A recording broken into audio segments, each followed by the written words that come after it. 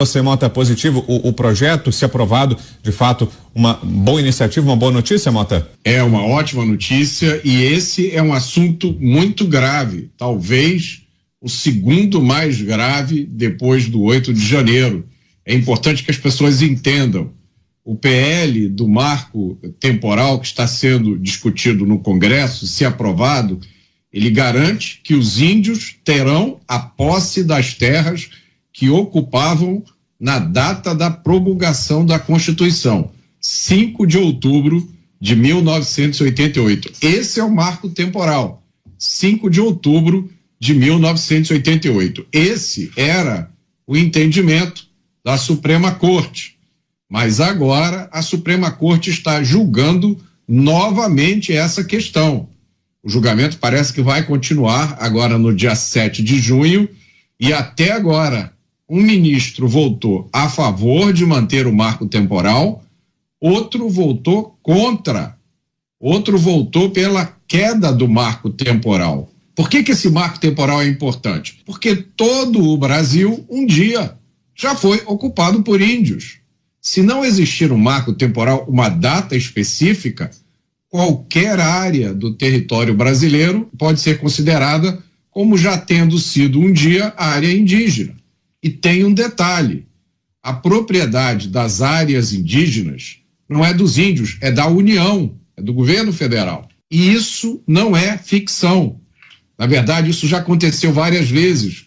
O atual secretário de Justiça de São Paulo, o ex-juiz federal Fábio Prieto, dá inúmeros exemplos de processos de uso capião em que uma pessoa está reivindicando a propriedade de uma casa ou de um terreno onde ela já mora há muito tempo, e a União entrou nesses processos pedindo a propriedade desses imóveis, usando o argumento de que no passado remoto aquelas áreas eram áreas indígenas.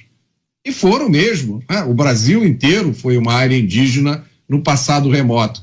Inclusive, o secretário Fábio dá até um exemplo muito prático da quantidade de áreas que tem nome indígenas ainda, né? Carapicuíba, Ubatuba, todas essas áreas foram um dia áreas indígenas.